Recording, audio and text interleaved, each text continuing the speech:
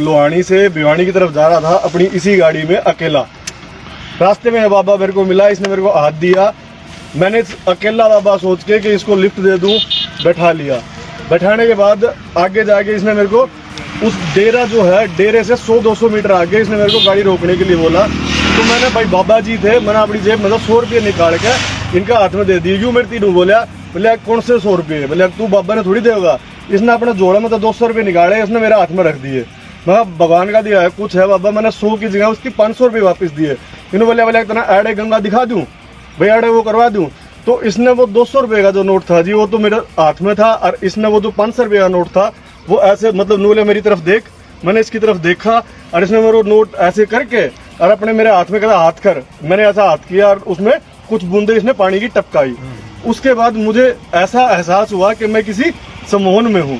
इसने मेरे को बोला, बोले मखा बाबा कोई बात नहीं, तेरे पैसे कैसे ले जाऊँगा? बोले फ़ोन में तो होंगे, फ़ोन में तो होंगे।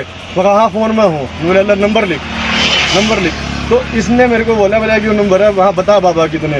बोला जितना तेरा जी करा उतने दे दे। मैंने जी 21,000 रुपये की ट्रांजेक्शन की, 21,000 की ट्रांजेक्शन की। मैं बोला तेरा नाम का मैं वो लगाऊंगा, बोले ना भाई भंडारा भंडूरा करूँगा। बोले तू 30,000 रुपये और कर दे। मैंने उसमें 30,000 रुपये और किए जी। जब वो दूसरी बार 30,000 के लगे तो मुझको ऐसा लगा कि मैं किसी सम्मोहन में हूँ। तो जब मेरे वो छूटा, इसने मेरी ये चैन पकड़ रखी थी। बोले क्या चैन दे दे। मैंने इसको ये बोला जी ये चैन मेरे माँ की और मेरी बीवी की है, मैं यह चैन तो बाबा मैं ना दूँ। बोले गाड़ी दे दे। मान बाबा तू गाड़ी ले दे। कौन सी बाबा? इतनी देर में तो ये नीचे उतर गया।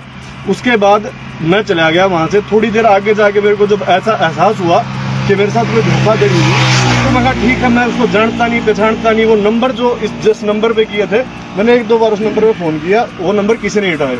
उसके लगभग 3-4 दिन के बाद मेरे को अननोन नंबर से कॉल आती है। उसमें यही मेरे बोला भगत सुनील, और ये मेरे से दोबारा कुछ पैसे डलवाने की मांग करते हैं कि सेवा कर दे।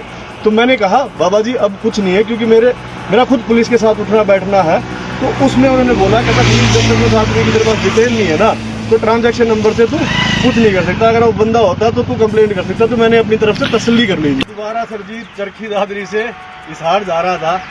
बाय चांस इस रोड पे से जब मैं निकल रहा था तो यही बाबा मेरे को सड़क पे हाथ देता है। यही बाबा मैं सड़क से हाथ देता है। जैसे मैं गाड़ी बाद में लेके आता हूँ, मैंने मिल गया, मैं जैसे गाड़ी से उतरा, मैं बाबा कैसे, तो ये मेरे को देख के भाग लिया जी। मैंने इसका पीछा किया। बाकी सब मेरे ख्याल में जो चश्मदीद है उनको देखा।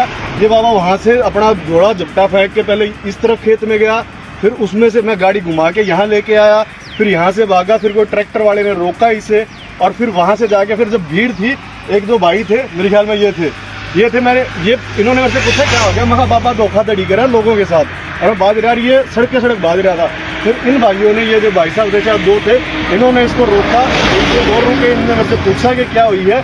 मैंने बोला जी इसके साथ बैठ के पुलिस में चलना है, मेरे को कुछ नहीं करना है। तब इन सभी भाइयों ने इसको रोका।